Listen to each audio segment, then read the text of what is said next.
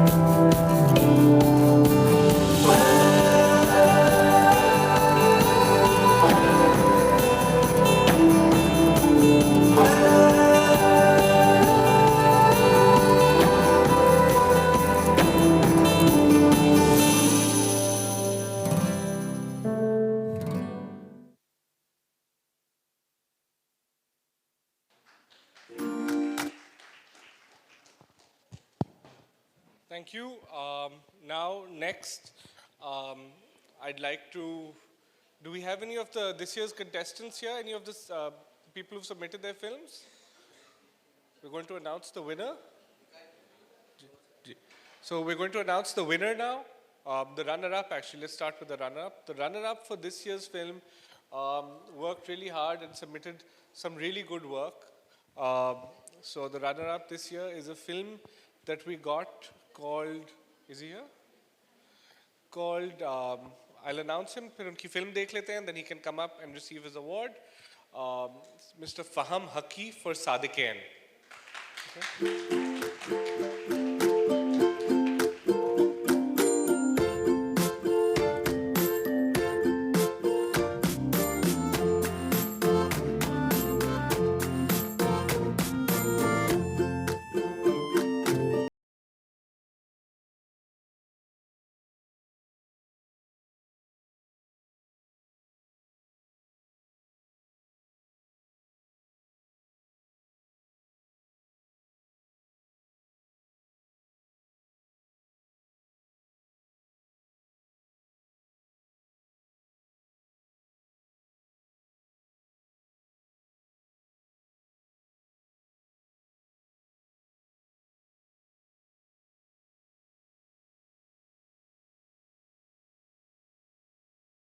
मैं बिल्कुल एक नफ्स मुतमइन्ना का आदमी हूँ पछतावा इन मानियों में नहीं है कि मैं अगर यूरोप से ना आता सन 1967 में ना आता तो न तो ये कैलीग्राफी का जो मूवमेंट है यहाँ पैदा हुआ खत्तातियों के जो सिलसिले हुए हैं ये नहीं हुए होते और ये शेर व शायरी नहीं हुई होती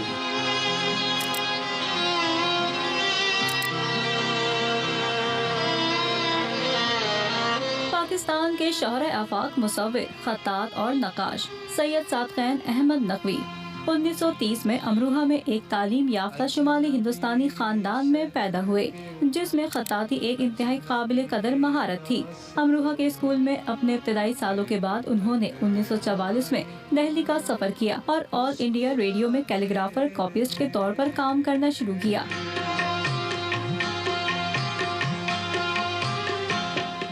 हमारे जो चचा थे यानी कि सादक़ साहब जो थे, वो एक बाकायदा नज़रियाती शख्सियत थे कि अगर आप उनके कामों को देखें तो उसमें दो चीज़ें आपको बहुत नुमायाँ नज़र आती हैं। एक तो माशरे का जो जमूद है वो उसका इजहार करते हैं, और दूसरे उस जमूद के ख़िलाफ़ जो जद्दोजहद है उसका इजहार करते हैं। मैं बहुत देर तक यूं ही चलता रहा, तुम बहुत देर तक याद आते रहे। तकसीम के बाद सादक़ैन पाकिस्तान चले गए। उनकी पाकिस्तान वापसी के बाद उनकी मकबूलियत में इजाफा हुआ और वो 20वीं सदी के सबसे बाअसर और अहम जनूबी एशियाई फनकारों में से एक हैं। सादक़ैन साहब के साथ एक बहुत अहम मसला है। उनके बारे में एक जुमला कहा जाता है कि सादक़ैन ने ज़िंदगी में कम और मरने के बाद ज़्यादा काम किया है। इसका सादा सा मफ़हूम ये है कि ज़िंदगी में उन्होंने जितनी तस्वीरें बनाई हैं उससे ज़्यादा उनके मरने के बाद उनकी जाली, नकली या फेक, आप जो भी कहें, वो तस्वीरें बनाई गई हैं। एक और जो उसमें पहलू है वो ये भी है कि सादक़ैन साहब के बारे में लोग जानते हैं कि वो कभी अपने कामों पे आम तौर से अपने दस्तखत वगैरह नहीं करते थे। जो भी आता था तो उन्होंने सही मानों में हज़ारों की तादाद में हर आने वाले को बिस्मिल्लाह लिख के तो ज़रूर दी। कम से कम जो है वो तो होती थी, और वो कोई एक नहीं लिखते थे, बाज़ औक़ात एक ही सफ़े के ऊपर 5-5, 7-7 दफ़ा मुख्तलिफ़ अंदाज से बिस्मिल्लाह लिख के उसको दे देते थे। तो इसी वजह से एक नज़रियाती का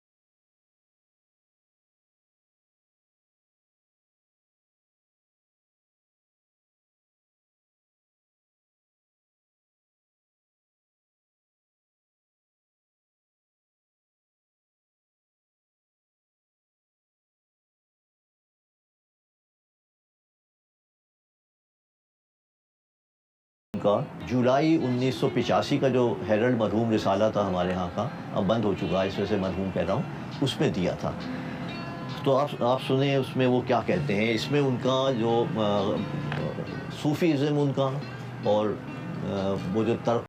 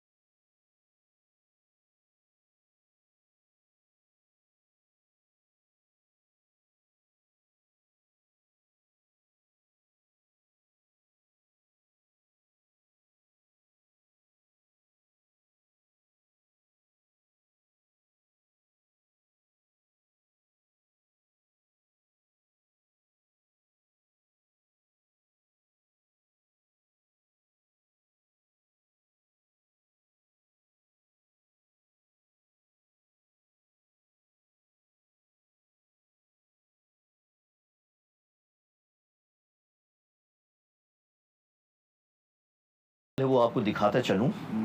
دیکھیں وہ پینل یہ ہے, یہ پینل جو ہے یہ اصل ہے. اب یہ خطاطیاں بنی کب؟ یہ بنی ہیں جو اس میں لکھا ہوا ہے کہ 9 رجب اور 24 رجب 1390 ہجری, گویا کہ 15 دن ہیں جس میں یہ 32 پینلز بنے.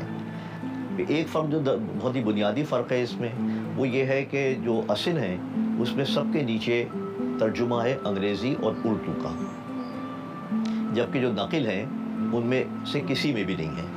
پھر دوسرا سوال جو بہت بنیادی فرق ہے دونوں میں, اصل اور نقل میں, وہ یہ ہے کہ جو اصل ہیں اس میں سب میں نیچے جو ہے وہ ترجمہ ہے انگریزی اور اردو دونوں کا, جبکہ جو اصل جو نقل ہے اس میں نہیں ہے.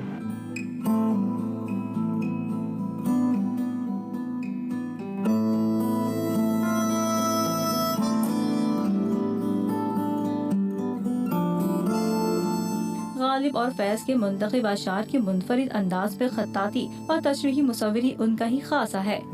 تو غالب کا ایک شعر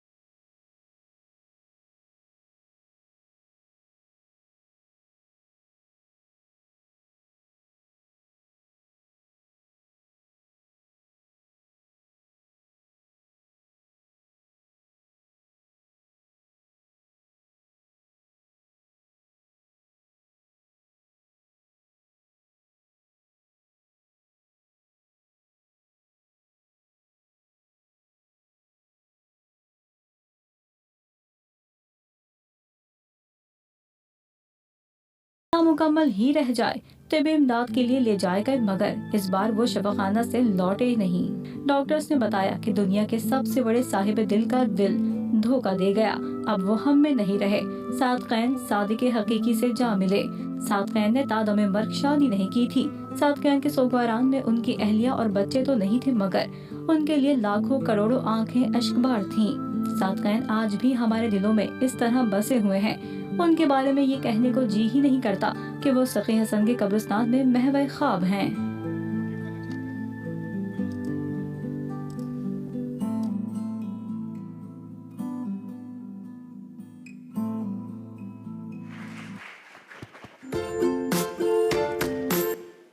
Congratulations, Mr. Haki.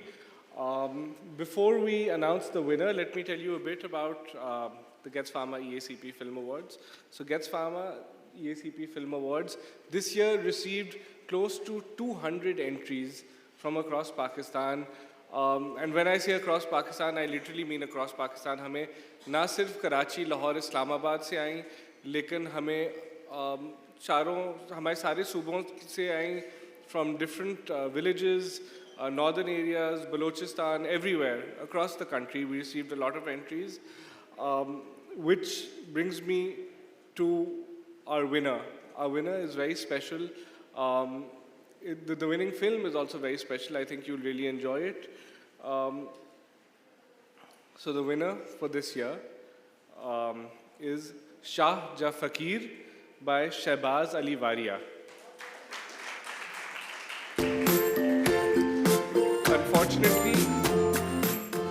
Unfortunately, the winner is not here today. He himself lives. The film is on the Mazar of Shah Abdul Latif Bhitai, jo Bhitsha mein hai. So he himself wasn't able to make it here today due to a personal emergency. But we can watch his film. Thank you.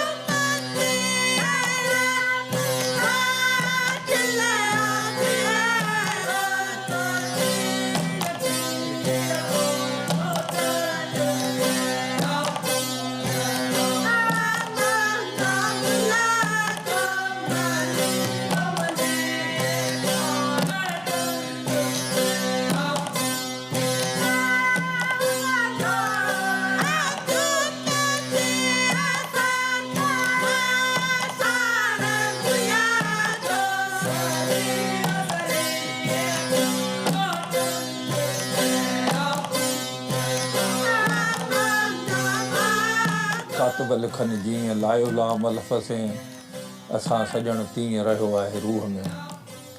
मेरा नाम गुलमल फ़कीर खासकेली. 1981 से मैंने ये राग शुरू किया.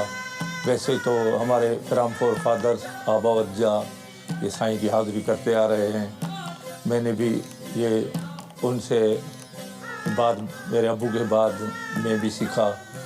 अभी तक मैं ये साईं की हाज़िरी कंटिन्यू करता आ रहा हूँ. और ये साईं की मेहरबानी है, बिट साईं की, जो हमें अपनी हाज़िरी में रखा है. वैसे हमारी इतनी औकात नहीं है.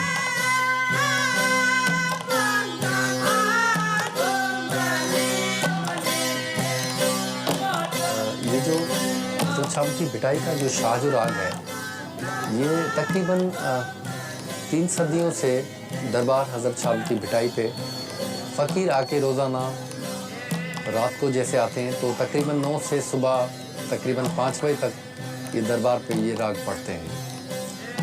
ये वो कलाम है जो शाहजो रिसालो है, उसमें जो कलाम है वो पढ़ा जाता है. आज हज़रत शाह अब्दुल लतीफ़ भिटाई की दरबार पे बैठे हैं.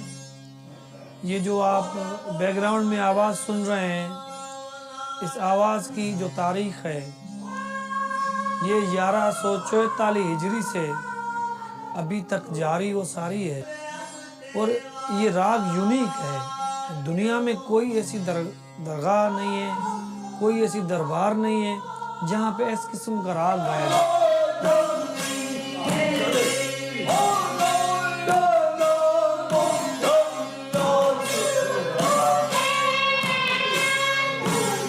सबसे पहले जो इब्तिदा होती है वो अल्लाह के पाक नाम से, पाक कलाम से होती है.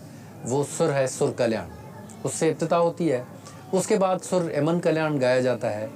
और एमन के बाद अगर देखते हैं कि चांद अगर नज़र आता है तो सुर खंभात पढ़ा जाता है, जिसमें चांद का हुस्न की एक तशबीह है. उसके बाद सुर श्री राग पढ़ा जाता है. और श्री राग के बाद फिर सुर सामुंडी जिसमें समंदर का जिक्र है.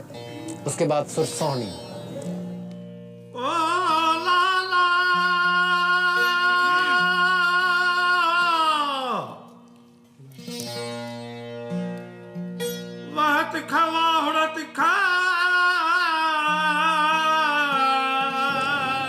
सोहनी तक फ़कीर जो हैं वो पहले कंटिन्यू राग पढ़ते हैं.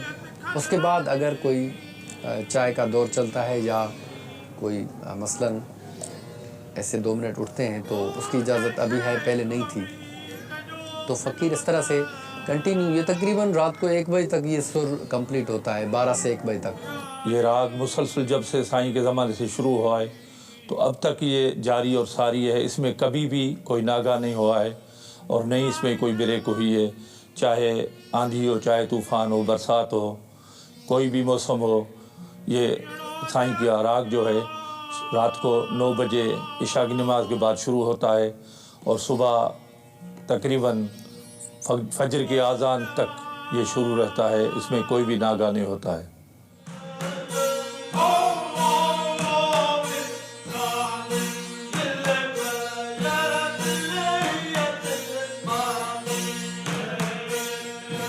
پہلے یہ نہیں تھا لیکن ابھی ہے کہ فقیر ابھی دن کو بھی راگ پڑھتے ہیں. پہلے صرف راتوں کو پڑھتے تھے لیکن ابھی یہ فقیر دن کو بھی راگ پڑھتے ہیں. تقریباً 149 فقیر ہیں جو کہ مختلف ٹائم پہ مختلف گروپس کی شکل میں، یہ ایک ہفتے وار سائیکل ہے جو کہ گھومتا رہتا ہے. ہر کوئی اپنے دن اور رات پہ اپنا گروپ لے کے آتا ہے. تو یہ مسلسل 3 صدیوں سے یہ پروگرام چل رہا ہے، ہم جس کو شاہ جو راگ کہتے ہیں. 7 دن 7 راتیں روزانہ راگ شاہ لطیف کا چلتا رہتا ہے. مختلف فقیروں کے گروپس ہیں جو کہ مختلف دنوں پہ اور راتوں میں وہ پڑھتے رہتے ہیں. صرف جو نماز کے وقفے ہوتے ہیں، مثال کے طور پہ صبح اگر 8 بجے راگ شروع ہوتا ہے تو وہ شام تک جاری رہتا ہے. درمیان میں ظہر اور عصر کی نماز کا وقفہ ہوتا ہے. جیسا کہ آپ پیچھے دیکھ رہے ہیں کہ لطیف سرکار کے دروازے کے سامنے یہ آدھا گول بنا ہوا ہے. یہ سما کا ذکر جس کو ہم راگ کہتے ہیں، یہ ساری رات چلتا رہتا ہے. جتنے بھی فقراء ہیں ان کے لیے ایک مخصوص ایک چین آف کمانڈ ہے، وہ ہوتی ہے. جیسے درمیان میں کوئی فقیر بیٹھا ہے تو وہ استاد کہلاتا ہے، ان کا رہنما کہلاتا ہے. جو سائڈ والے فقیر ہیں ان سب نے ان کی اس اپنے رہنما کی گائیڈنس میں راگ پڑھنا ہے اور اسے فالو کرنا ہے. تو مجھے نہیں لگتا کہ ایسا کسی اور دربار پہ ہو. بالکل کلام بابا بلے شاہ کے دربار پہ بھی اقتاروں پہ گاتے ہیں اور جو درباریں ہیں وہاں پہ بھی کلام چلتا ہے، لیکن اس طرح سے نہیں جیسے جہاں پہ دن اور رات کنٹینیو. یہ فقیر اپنی ڈیوٹی چاہے سردی ہو، گرمی ہو یا کیسی بھی موسم سخت ہو، لیکن یہ فقیر اپنی ڈیوٹی سر انجام دیتے آ رہے ہیں. ریسنٹلی کووڈ کی وجہ سے تقریباً ہر جگہ پہ لاک ڈاؤن تھا، اسی طرح سے دربار بھی بند تھا شاہ لطیف کا. لیکن شاہ لطیف کے فقیر جو ہیں وہ متواتر جیسے اپنا فرض سمجھ کے وہ کلام پڑھتے ہیں، تو انہوں نے کلام پڑھنا روکا نہیں اور جاری رکھا.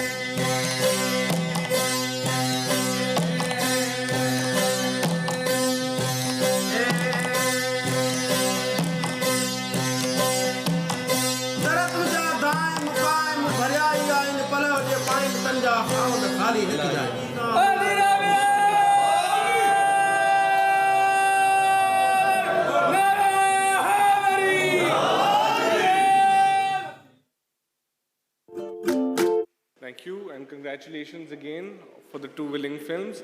I'd now like to invite 2 very important people who are here with us today. First of all, Mr. Khalid Mahmood. He's a 35-year veteran of the pharmaceutical and healthcare industry in Pakistan, as well as Mr. Shahzad Roy. He's a singer and he's done, other than singer, he's also an activist and he's done a lot for the education in Pakistan. He's also the recipient of a presidential award. So I'd like to invite both of you on stage to present the award to the winners. I must also add that we also received entries from Mr. Shahzad Roy's school this year from the Durbeen, from Zindagi Trust. Yeah, we received a bunch of them.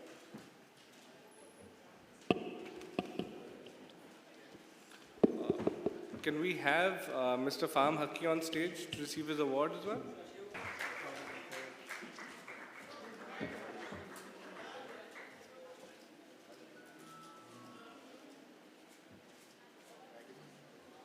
جی السلام علیکم.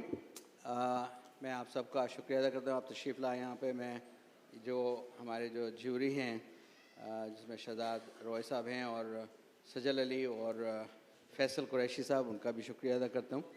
انہوں نے تقریباً ہم نے 200 documentaries میں سے 20 کو شارٹ لسٹ کر کے ان لوگوں کو دیا. ان لوگوں نے دیکھ کے اس کو ریٹ کیا.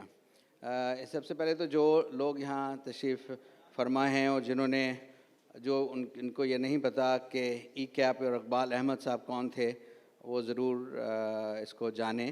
اقبال احمد صاحب ایک بہت بڑے پاکستانی بورن جرنلسٹ، رائٹر اور ایکٹیوسٹ تھے. وہ امریکہ میں رہتے تھے اور انہوں نے تیسری دنیا میں الجیرین وار میں کافی وار آف لبریشن میں حصہ لیا اور پھر وہ پاکستان آئے. اور جب تک وہ ساری زندگی انہوں نے پاکستان میں جمہوریت کے لیے اور ڈکٹیٹرشپ کے خلاف لکھائی کی، آرٹیکل لکھے، ریسرچ کری اور پھر ان کا یہاں پہ انتقال ہو گیا. تقریباً 22 سال ہو گئے شاید. تو یہ ہمارا گیٹس فاما کا ایک یہ کوشش تھی کہ ہم ایسی موویز، ڈاکیومنٹریز رادر کریں جو کہ عام لوگوں کی آنکھوں سے، ان کے لینس سے وہ اپنے ملک کو دیکھیں اور اس کی جو ہے وہ کچھ بارے میں بتائیں جو عام طور پہ نہیں شاید دکھاتے. اس سال ذرا سا مختلف ایک طرف چلا گیا تھا. تو میں شہزاد روئے صاحب آپ کو شکریہ ادا کرتا ہوں اور آپ کو میں یہ پوچھنا چاہتا ہوں کہ آپ سوشل ایکٹیوسٹ ہیں، آپ کا ایجوکیشن میں بہت کام ہے، زندگی ٹرسٹ سکولز اور جو آپ نے ایجوکیشنل ریفارمز کیے ہیں، مگر شاید یہ لوگوں کو اتنا نہیں معلوم کہ آپ ایک بہت اچھے ڈاکیومنٹری میکر بھی ہیں. شہزاد صاحب نے ایک 2012 میں ایک ڈاکیومنٹری بنائی تھی چل پڑھا، اور 2008 میں ایک ڈاکیومنٹری بنائی تھی واسو اور میں یہ 13 پارٹ یا 10 پارٹ سیریز تھی، 10 to 13 part series of 40 minute سے لے کے 45 منٹ تک کی. اور میں آپ کو یقین سے کہتا ہوں کہ یہ آج نہ بن سکتی ہیں، اور اگر بن بھی جائیں تو دکھائی نہیں جا سکتی، کیونکہ اس قسم کی جو کرٹیک ہے about education in Pakistan and about a subject which was Vasu, as you know, جو وہ ایک بلوچی ریپر، رائٹر، سنگر تھے اور بہت ہی ایک ریموٹ سے ٹاؤن میں رہتے تھے. شہزاد صاحب نے ان کو ڈھونڈ نکالا اور ان کو پھر وہ ان کے ساتھ جو انہوں نے بات کی، میں چاہتا ہوں آپ ذرا سا بتائیں کہ وہ کیسے ہوا. اور یہ 2 پارٹ سیریز جو تھے یہ جیو میں چلی تھیں، اور آج یہ جو ہے نا یہ نہیں چل سکتے ہیں. ایسی باتیں آج جو ہے اس ہمارے ملک میں جس طرح سے جمہوریت جا رہی ہے، جس طرف اس وقت یہ ایسے سبجیکٹ ہیں، ایسی باتیں ہیں جو نہیں کیے جا سکتے. ذرا بتائیں گے آپ کہ آپ نے کیسے؟ تو سب سے پہلے میں شکریہ ادا کرنا چاہوں گا خالد صاحب کا اور گیٹس فارما کا اور KLF کا، بیکاز اس طرح کی ڈاکیومنٹریز بننا، چلنا، جو آج یہ انٹریز ہم نے دیکھی اور جو آئی ہوئی تھی، اچھی بری ڈاکیومنٹریز میں سمجھتا ہوں بننا بہت ضروری ہے. بیکاز ہم اس ملک میں رہتے ہیں جہاں پر لوگ اگر آپس میں بحث ہو جائے تو کہتے ہیں یار آپ نے لاجیکل ڈبیٹ تو جیت لی پر دل نہیں جیت سکے. تو جہاں پر لاجک کی جگہ نہ ہو اور دل جیتنے پر آپ ڈیسیجن میکنگ کرتے ہو، وہاں پر آئی تھنک ہسٹری پر، پالیٹکس پر، کلچر پر ڈاکیومنٹریز کا ہونا بہت ضروری ہے. میں کوئکلی صرف شیئر کرنا چاہوں گا 2 ڈاکیومنٹریز میں نے کی تھی، ایک 2008 میں، ایک 2012 میں. And the first one was on Balochistan, focusing on a person, Vasu, who was a singer, who rap کرتے تھے. Despite being deeply aware of the political history of this region, he couldn't read and write. وہ پڑھ لکھ نہیں سکتا تھا. اور جب ہم نے یہ ڈاکیومنٹری اسٹارٹ کی تو میری مدر ان لا نے ان کو ڈسکور کیا. انہوں نے کہا اس کے ساتھ یہ ریپ گاتا ہے کہ قائد اعظم آیا، انگریزوں کو بھگایا، پاکستان بنایا، 13 ماہ چلایا، زیارت کے دورے پر آیا، موت نے اس کو بلایا، دنیا آخر فانی، چھوڑ گیا وہ جانی. پورا وہ ایک ریپ کرتا تھا. تو میں نے اس کے ساتھ گانا کیا، اور جب ڈاکیومنٹری کی تو ہم نے اس سے پوچھا کہ تم بلوچستان کے ایک ریموٹ ایریا میں رہتے ہو تو تم پاکستان دیکھنا چاہو گے؟ تو اس نے کہا میں دیکھنا چاہوں گا. تو ہم ریکارڈ کر رہے تھے اس کو. سو اس نے کہا میں نے کہا کہاں جاؤ گے؟ مری جاؤ گے, اسلام آباد جاؤ گے, گلگت جاؤ گے؟ اس نے کہا نہیں میں بنگلہ دیش جاؤں گا. تو میں نے کہا ابھی بلوچ یہ کہہ رہا ہے کہ میں بنگلہ دیش دیکھنے جاؤں گا, یہ ویسے ہی بہت کانٹروورشل تھا. بٹ ہم نے وی تھاٹ کہ ول کنٹینیو. سو ہم اس کو پھر اب ایک بلوچ کو بنگلہ دیش لے جانا کہ اس نے وہ کیوں الگ ہو گیا ہم سے, اور جس طرح کی سچویشن بلوچستان میں, تو وہ ایک پورا نیریٹو تھا جو کہ بہت مشکل ہے آج کل چلانا. پھر چل پڑا ہم نے کی تھی وہ ایجوکیشن ریفارمس پہ تھی, اور اس میں خاص طور پہ یہ تھا کہ ہم نے بہت سارے چیزوں کو ٹچ کیا تھا. وہ ویل ڈاکیومنٹڈ ایویڈنس ہے اس وقت اس ملک کے اندر کہ ہمارے نظام کے ساتھ کیا مسئلہ ہے. اس میں ہم نے ہسٹری سے لے کر اردو زبان سے لے کر ریجنل لینگویجز سے لے کے سب پہ بات کی تھی. تو آئی تھنک یہ 2 ڈاکیومنٹریز تھیں جس کی وجہ سے ملک میں لا بھی چینج ہوا, بچوں کو مارنے کا قانون. بٹ مجھے بہت خوشی ہے خالد صاحب کہ مجھے آپ نے اپرچونیٹی دی, اور including our friend Faisal Qureshi and Sajal Ali. تو ہم نے دیکھ کر یہ ڈاکیومنٹریز میں سے جو ہمارے لیے الگ الگ سب کے لیے ٹاپ تھی, ہم نے پھر ان کو آئیڈینٹیفائی کیا. شکریہ شہزادہ. آپ نے یقیناً جو اس وقت ملک کو جو دشواریاں سامنا ہے, اور جیسے ان کی زبان میں اگر کہیں کہ میں جب سے پیدا ہوا ہوں میں نے یہی سنا ہے کہ یہ جب سے آنکھ کھلی ہے بڑے ہوئے ہیں یہ, کہ یہ ملک ایک بحران سے گزر رہا ہے. میں سمجھتا ہوں جو ملک میں بحران کی وجہ ہے, ایک تو ظاہر ہے وہ تعلیم ہے, اور جو تعلیمی نظام ہے ظاہر اقتصادی تو ہر چیز کی بیسس ہے, مگر جو دوسرا ہے وہ جو مائنورٹی پروونسز ہیں ان کا جو حشر ہے اس وقت, یا وہ جو مشکلات سے گزر رہے ہیں. آپ لوگوں نے ابھی حال میں جو ڈاکٹر مہرنگ بلوچ کی اسپیچ امید ہے ضرور سنی ہوگی, اور وہ ایک بہت پاورفل کامنٹری ہے اباؤٹ واٹ از ہیپننگ.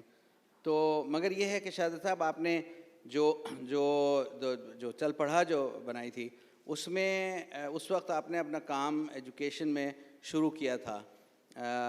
میں اپنے آپ کو بہت یعنی لکی سمجھتا ہوں کہ میں تھوڑا بہت آپ کے ساتھ جو کام کیا ہے, اور آپ نے جو ریفارم لائے ہیں وہ بہت یعنی اس کی بہت زیادہ اہمیت ہے, اور وہ کیا ہیں ذرا اس کے بارے میں آپ بتائیں.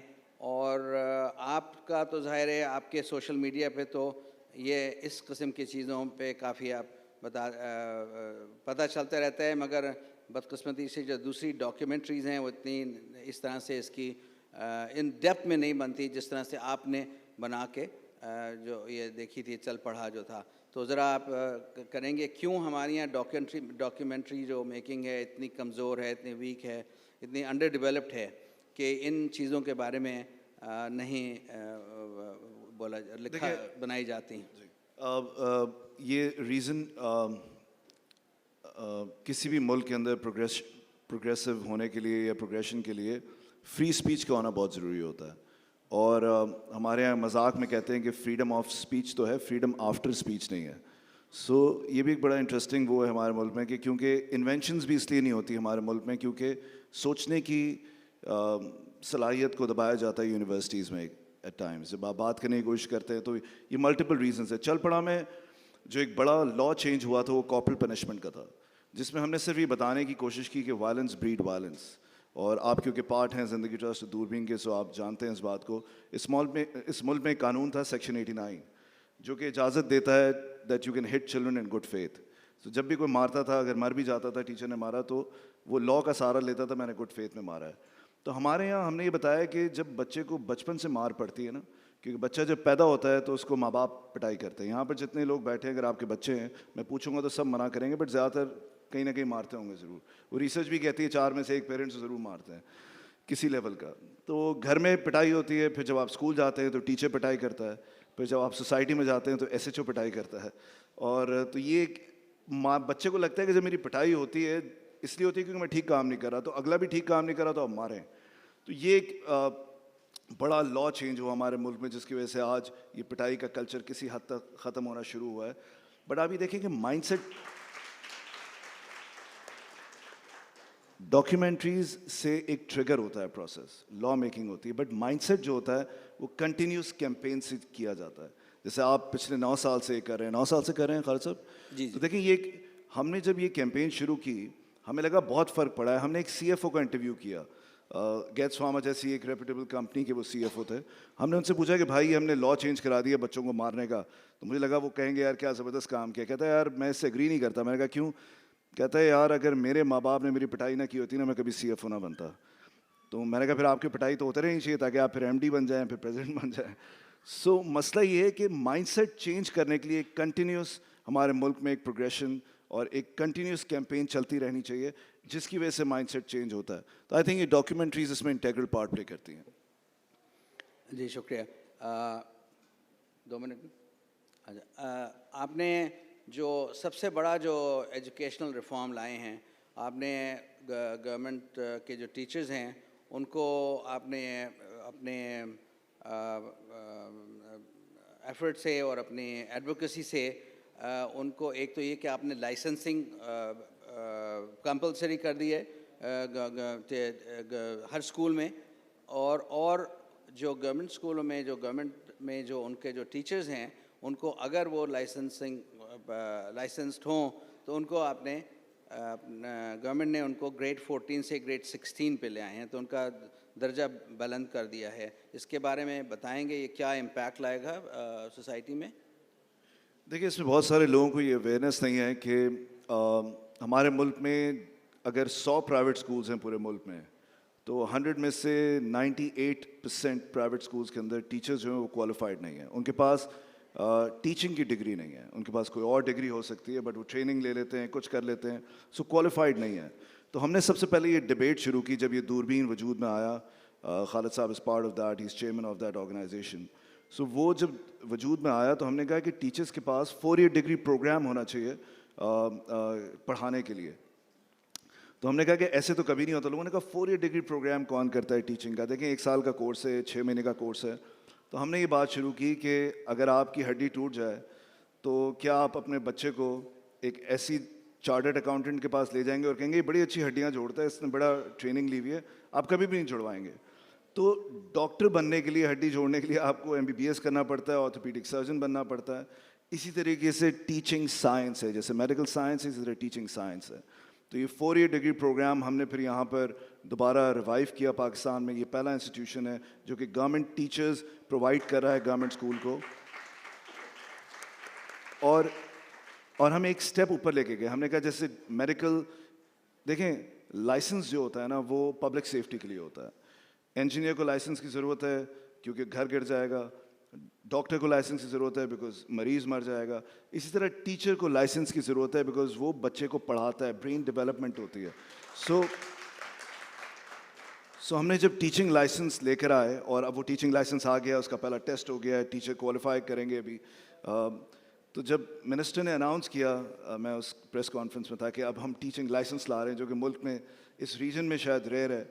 तो अगले दिन अखबार में न्यूज़ लग गई कि टीचर्स को गन का लाइसेंस प्रोवाइड किया जा रहा है, क्योंकि ये हमारे जर्नलिस्ट की भी अंडरस्टैंडिंग नहीं थी कि टीचर्स को लाइसेंस चाहिए होता है. सो आई थिंक ये वो तमाम चीज़ें हैं जो अवेयरनेस कैंपेन और एक कंसिस्टेंट मूवमेंट के साथ आई थिंक आप अचीव कर सकते हैं. तो मुझे लगता है कि हम जब भी अपने आप में यकीन रखें कि हमें लगता है हम कुछ कर सकते हैं, तो मुझे लगता है वो बहुत ऐसी कोई ताकत नहीं जो आपको रोक सके. बट साथ साथ लॉजिक प्रिवेल होना ज़रूरी है, साइंस का प्रिवेल होना ज़रूरी है, सिर्फ दिल जीतना ज़रूरी नहीं है. शुक्रिया. आप शहजाद जो हैं ये तकरीबन ऑलमोस्ट यानी 80% अपना जो टाइम जो है इन 2 स्कूलों के ऊपर, इसके रिफॉर्म के ऊपर और इसकी इंस्टीट्यूशनल रिफॉर्म के ऊपर, पॉलिसी रिफॉर्म्स के ऊपर खर्च करते हैं. और खुदा करे आप डॉक्यूमेंट्रीज़ भी बनाने लगे हैं और जैसे पहले बनाई थी. आपकी फिल्म के बारे में बता सकता हूँ? मैं बल्कि बता सकता हूँ कि इनकी भी बहुत कंट्रीब्यूशन है. अच्छा हाँ, आपके फिल्म के बारे में बता जी प्लीज़. ये एक इन्होंने इनकी एक फ़िल्म रिलीज़ होगी बहुत जल्द, जो इन्होंने एक्चुअली ये हर चीज़ जो गाते हैं वो, चाहे वो गाना भी गाते हैं, वो कुछ उसके माने रखता है, उसके पीछे कोई पैगाम या मकसद होता है। तो ये जो है इन्होंने अलिफ नून के राइट्स लेके एक इन्होंने एक सोशल सटायर मगर also very entertaining, very very very fun to watch movie इन्होंने बनाई है। तकरीबन ये आखिरी साल है और आई थिंक अनकरीब ये रिलीज़ होने वाली है। And even that you will see has a lot of it's a movie but it's sort of partial documentary also। तो खुदा करे आप डॉक्यूमेंट्री और बनाएं जैसे आपने वो 2 बनाई थी, और अगर आप लोगों ने वो नहीं देखी हैं तो मेरे ख्याल में ये ज़रूर हैं जियो की हिस्ट्री पे यूट्यूब में चल पड़ा। और दूसरी और जो डॉक्यूमेंट्री मेकर्स यहाँ बैठे हैं उनसे आप वो सबक भी ले सकते हैं। और वी आर ऑल्सो ट्राइंग कि हम एक डॉक्यूमेंट्री स्कूल बनाएं जहाँ पे फिल्म मेकिंग स्कूल या डॉक्यूमेंट्री स्कूल शायद 1-8 साल में बन जाएगा वो, जो कि serious documentaries, or there is a lot to document in Pakistan which is going waste, and history is not being recorded from the people's eyes, but it's recorded from the establishment eyes. It always does in history. So we are hoping that good quality documentaries will be made that will record our history and our present and hope for the future. Thank you very much.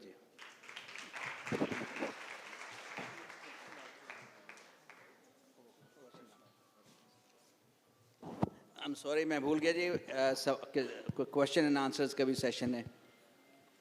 किसी को कुछ सवाल हो शहजाद साहब से तो जी। अस्सलाम वालेकुम।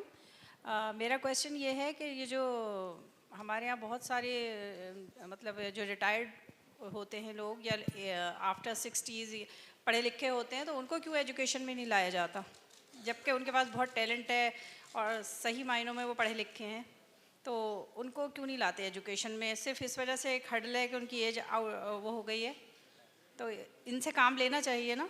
ये लोग कौन है जिनको आप कह रही हैं? अरे कोई भी हो जो भी पढ़ा लिखा हो, एनीवन, उनको आप लाए ना एजुकेशन की फील्ड में, पढ़े लिखे लोगों को लाने की जब जरूरत है। हाँ, मैं यही जानना चाह रहा था कि वो क्या करें। आप क्या कह रही हैं एजुकेशन फील्ड में? पढ़ाएं आके और पढ़ाएं। अच्छा, देखिए मैं इसी के सख्त खिलाफ हूँ। मैं समझता हूँ कि बहुत सारे पढ़े लिखे लोग हैं, कल अगर हम ये कहें कि इनको भी आके इलाज करना चाहिए लोगों का, तो ये नहीं हो सकता। Teaching is a science. Content knowledge भी अगर आपके पास बहुत अच्छी है, इसका ये मतलब नहीं आप मैथ पढ़ा सकते हैं। आपके पास पेडागोजी आपको आनी चाहिए। तो जब तक आप वो डिग्री नहीं करेंगे जो कि बीएड है, 4 ईयर डिग्री प्रोग्राम, या एमएड है, अगर आपने पढ़ा हुआ नहीं है, आप जितना भी अच्छा मैथ जानते हो, आप कभी भी मैथ पढ़ा नहीं सकते। तो it's not about content knowledge, it's about how you can teach. Brain development जानना ज़रूरी है।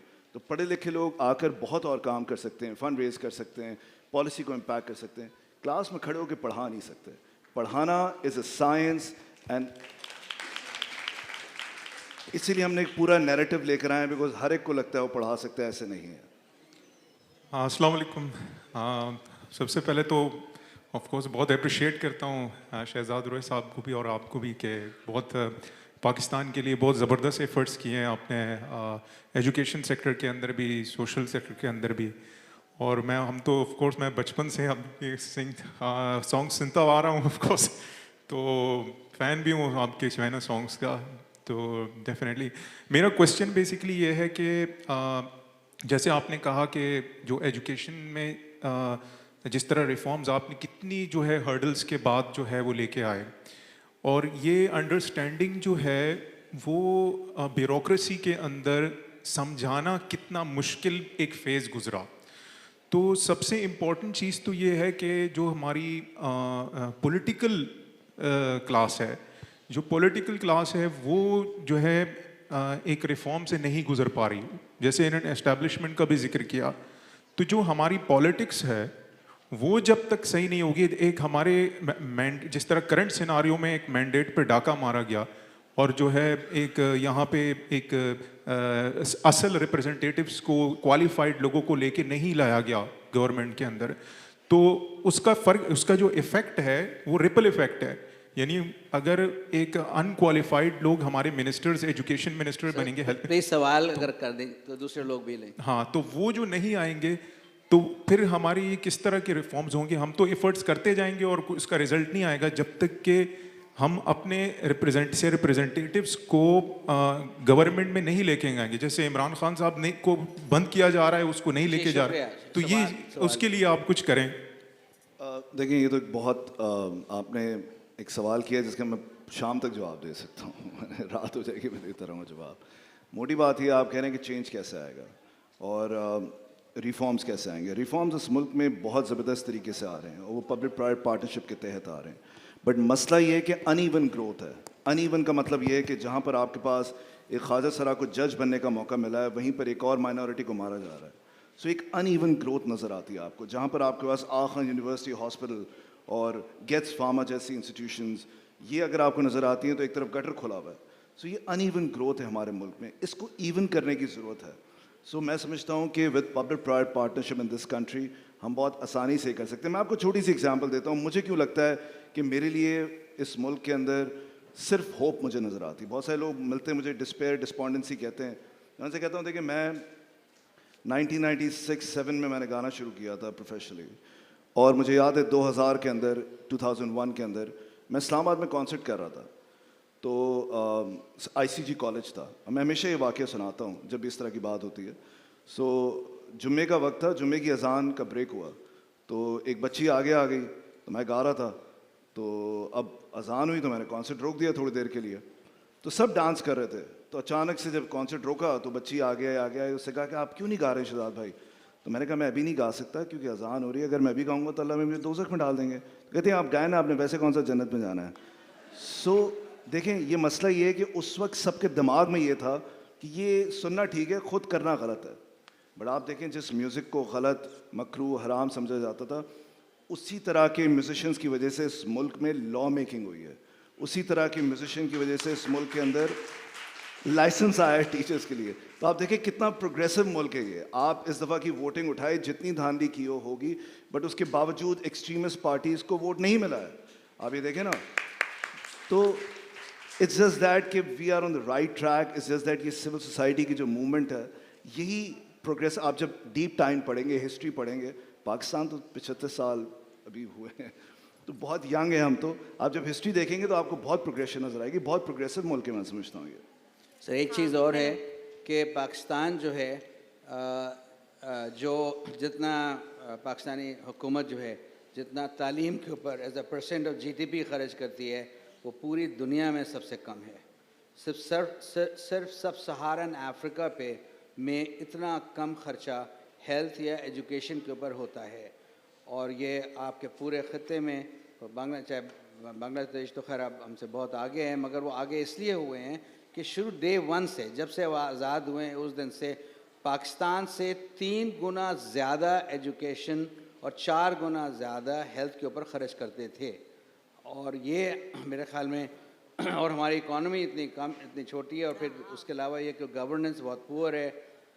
اس کی وجہ سے جو ہوتا بھی ہے وہ پورا طریقے سے صحیح طرح سے خرچ نہیں ہوتا. تو جب تک یہ گورننس ٹھیک نہیں ہوگی اور ڈیموکریٹک انسٹیٹیوشنز کو آزادی نہیں ہوگی کہ اس چیز پہ تنقید کریں کہ کہاں کتنا خرچ کریں, نہ ہیلتھ ٹھیک ہوگی نہ ایجوکیشن ٹھیک ہوگی.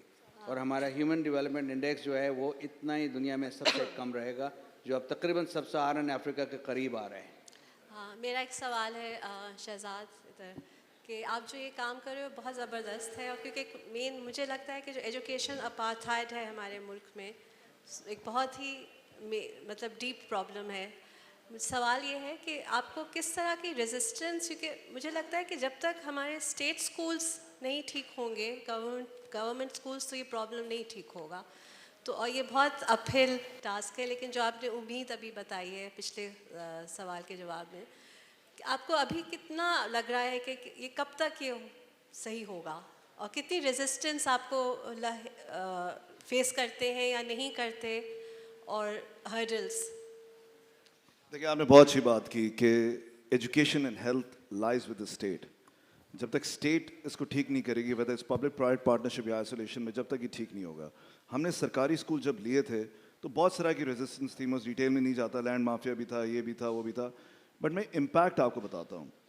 سیکشل ابیوز کا کریکلم کراچی کے ٹاپ پرائیویٹ اسکولز نہیں پڑھا سکتے تھے. ہم نے وہ 2011 میں لائف اسکل بیس ایجوکیشن لرننگ سٹارٹ کیا. آج پورے ملک کے اندر وہ ہمارا کریکلم آہنگ کا وہ سندھ میں پڑھایا جا رہا ہے. اس سے پہلے ماں باپ بات نہیں کرنا چاہتے تھے سیف ٹچ اور ان سیف ٹچ کی. تو دیکھیں امپیکٹ تو بہت آیا ہے بٹ پروسیس سلو ہے. سو یہ اس پروسیس کو ہمیں اسپیڈ اپ کرنا ہے. اور میں ہمیشہ یہ کہتا ہوں کہ سول سوسائٹی کو سمجھانا ہے یہ بات, اور این جی اوز کو سمجھانا ہے, لوگوں کو سمجھانا ہے کہ اتنی بڑی بڑی بلڈنگز گورنمنٹ اسکول کی خالی پڑی ہیں, ان کو ہم ریوائیو کریں. اور ہمارے ماڈل کے تحت اب NGOs government school لینا شروع ہو چکے ہیں. یہ ضروری ہے کہ نئی بلڈنگز بنانے سے پہلے ان بلڈنگز کو ٹھیک کرنا ضروری ہے, اس سسٹم کو ٹھیک کرنا ضروری ہے. اور یہ سمجھنے کی ضرورت ہے کہ یونائٹڈ نیشن سے لے کے تمام لوگ یہ کہتے ہیں کہ ہمارے یہاں 2.5 کروڑ سے زیادہ بچہ اسکول نہیں جا رہا. تو ساری ڈبیٹ اس بات پہ ہے کہ وہ اسکول نہیں جا رہا. میں یہ کہہ رہا ہوں I am also worried about children who are not going to school in this country, but I am more worried about children who are going to state schools in this country, because آپ ان کو اسی system میں ڈال رہے ہیں جہاں سے وہ روز باہر نکل جاتے ہیں. تو اس سسٹم کو ٹھیک کریں گے تو پھر مزید بچوں کو آپ ریٹین کر سکیں گے. السلام علیکم. Right here. I think I might have missed your movie's name, تو اگر آپ وہ پلیز دہرا دیں جو آنے والی ہے. And if one doesn't see الف نون. اچھا, تو اگر سنیماز میں نہیں دیکھیں تو کہاں دیکھ سکتے ہیں؟ جی الف نون جو ہے وہ ایک فیچر فلم ہے پوری, اور اس میں وہ it's a commercial movie as Khalid sahab said, but وہ ہم نے تھاٹ پرووکنگ بیکاز مجھے لگا کہ لگا رہے, اور یہ سارے گانے جو ہوتے ہیں وہ 2-2.5 منٹ میں ختم ہو جاتے ہیں, تو اس میں ہمیں کوئی 1.5-1 گھنٹہ ملے گا. تو اس میں ہم کافی ساری پولیٹیکل اور جتنے بھی اور ایشوز ہیں ان کو ڈسکس کر سکیں گے. میں خود بہت فین ہوں الف نون کا. So it's a commercial film, but اس کے نا کہیں آپ کو ایک تھاٹ پرووکنگ میسج ضرور نظر آئے گا. شہزاد بھائی, میرا سوال آپ سے یہ ہے. شہزاد بھائی, آئی ایم ہیئر. میرا سوال یہ کہ آپ نے بلوچوں کو لے کے, بلوچستان کو لے کے کام کیا. ابھی آپ کی ریسنٹ جو سانگ لاسٹ آیا واجہ کے نام سے, بڑا اچھا میسیج تھا کہ اس میں جنگ بندی کی بات کی, بہت ساری چیزوں کی بات کی, ہوپ کی بات کی. مجھے یہ بتائیے گا کہ آپ نے ظاہر سی بات ہے بلوچستان وزٹ کیا ہے, وہاں کے بھی اسکول آپ نے دیکھے ہیں جس طرح کا حال ہے. تقریباً قدراً مطلب یہاں سے برا حال ہے, سندھ سے بلوچستان کا حال بہت زیادہ برا ہے. وہاں کے لیے آپ نے کس طرح کے ایفرٹ سوچے ہیں, کیا کام کرنا ہے, کس طرح سے کرنا ہے؟ دیکھیں, ایک تو مجھے بہت خوشی ہوئی کہ آپ نے واجہ گانا سن کر اس میں جو بلوچ ان کی زبان میں جو لائن ہے اس کی انٹرپریٹیشن آپ نے کی. ہم نے وہاں پر کہا ہے کہ اسٹیٹ اپنے لوگوں کو رلا نہیں سکتی. سو یہ بہت سارے لوگوں کو نہیں پتہ ہے کہ وہ گانا بڑا انٹرسٹنگ ہے اس معاملے میں. دیکھیں, جہاں تک پاکستان کی گورنمنٹ اسکول ٹھیک کرنے کا کام ہے, ہمارا زندگی ٹرسٹ کا کام نمبرز میں نہیں ہے. ہمارے جو اسکولز ہیں خاتون پاکستان, فاطمہ جناح اور ٹیچرس ٹریننگ, یہ لیبز ہیں ہمارے. یہاں سے سائنٹیفک انٹرونشنز ہو رہی ہیں اور پورے ملک کے اندر ہم اس کو پالیسی کو امپیکٹ کر رہے ہیں. سو ہم نمبرز میں نہیں جاتے, ہم پورے ملک کے سسٹم کو امپیکٹ کرتے ہیں ایک جگہ سے بیٹھ کر. اس میں آپ کو بتاؤں گا کہ یہ کوئی حسن اتفاق نہیں ہے, بلکہ یہ سائنٹیفک انٹرونشن کی اس کی بات کر رہے ہیں کہ پاکستان میں جو پہلے چیس چیمپئنشپ ہے نمبر 1 جو ہیں وہ ان کے اسکول سے ہیں, S M B Fatima school سے. دوسری جو ہیں وہ پاکستان میں وہ غریب بچیاں ہیں جن کے ماں باپ جو ہیں جس محلے میں جہاں رہتی ہیں وہ تقریباً انڈر امپلائڈ یا نان ان امپلائڈ ہیں, وہ وہاں پہ ان سیکنڈ جو چیس چیمپئن شپ ہے وہ بھی وہیں اسی اسکول سے ہیں, تھرڈ بھی اسی سے ہیں. ان کے چند سال پہلے انہوں نے ان بچیوں کو کراچی یونائٹیڈ میں جو فٹ بال ٹیم تھی وہ وہاں پہ پارٹیسپیٹ کروایا, اور they beat grammar school, American school, all the other private schools and became number 1, you know. اور میں اس میں وہاں تھا تو وہاں پہ بعض جو بچیاں تھیں بہت ایلیٹ اسکولس کی, وہ کہہ رہے تھے کہ how can they win, these girls don't even speak English. تو وہ بڑے ناراض تھیں, ذرا سا ان کو غصہ تھا, مگر بہرحال ان کی پھر عزت ہوئی. اور وہ یہ بہت ہی یہ اسی کا نتیجہ ہے کہ فلسفی یہ ہے کہ teaching is a science and it should be regulated. So I think this was the message, you know. All right, we are a little short of time, so we'll just take 3 more questions. We'll have the first question from here. Assalamu alaikum. Shahzad, I completely agree that safeguarding and pastoral care is the most important thing in education, which I think most of the people don't know yet.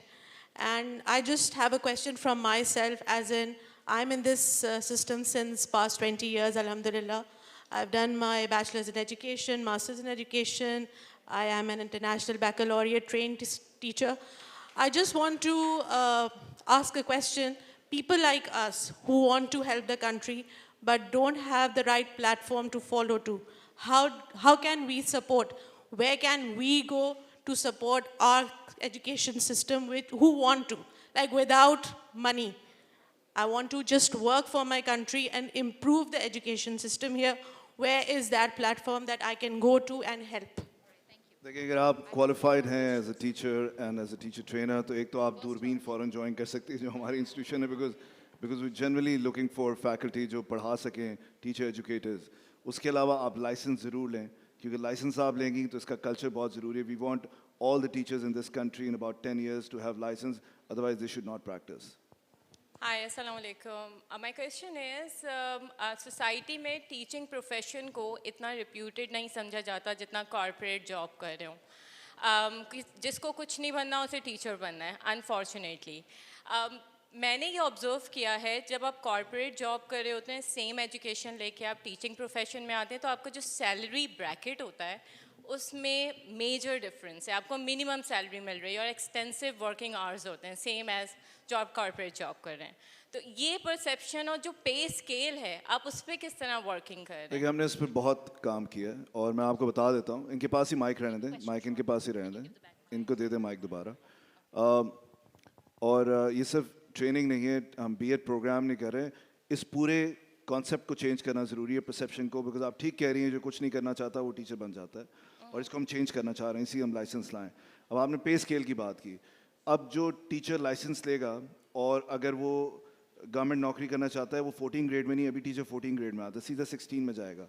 Licence लेते ही सीधा 16 में. आप मुझे starting banker की salary बता सकती हैं कितनी है? 25 to 35. ओके. लाइसेंस लेने के बाद स्टार्टिंग पे टीचर की आपको पता है कितनी होगी अब? 52,000. Okay.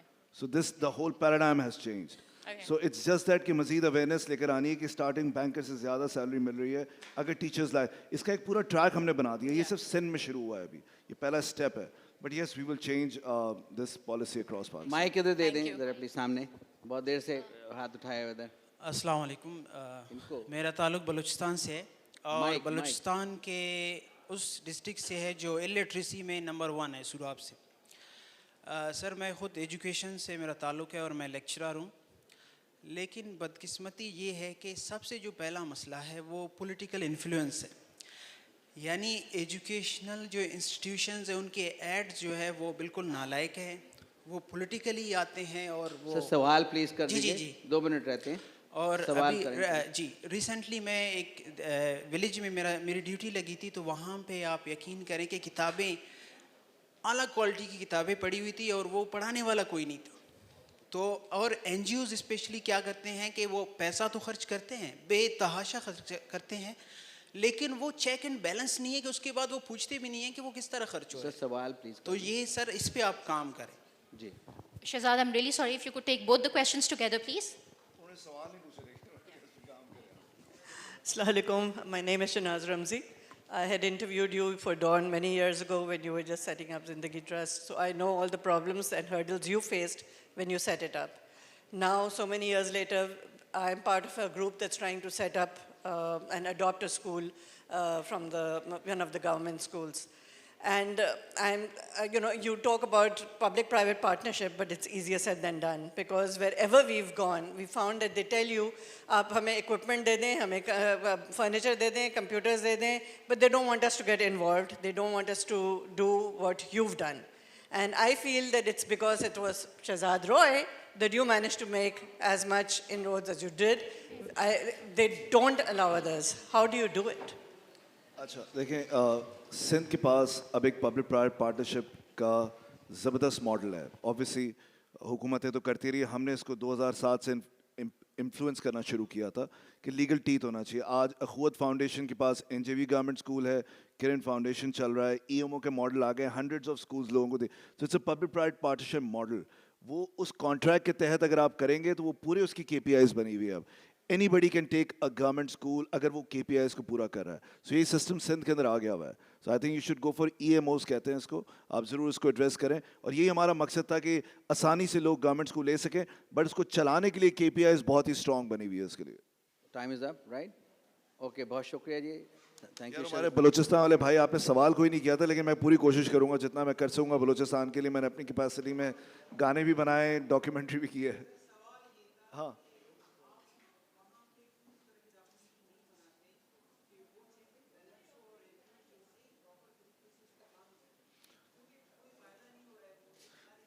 हाँ देखिए, मैंने अपनी कैपेसिटी में तो बहुत ज़्यादा हाईलाइट किया है बलूचिस्तान को, बट आप ठीक कह रहे हैं कि वो एक ऐसा सूबा है जहाँ पर गवर्नेंस का लेवल जो है वो ना होने के बराबर है. हम इसके लिए हमेशा आवाज़ उठाते रहेंगे, अभी भी उठा रहे हैं, और जो कुछ हम करेंगे वो बलूचिस्तान में भी इम्प्लीमेंट हो रहा है. जो सेफ टच अनसेफ टच की बात कर रहा हूँ, गवर्नमेंट ऑफ बलूचिस्तान सिंध के बाद दूसरा था जिन्होंने उस पर साइन किया था, अभी तक इम्प्लीमेंट नहीं किया. लेकिन शुक्रिया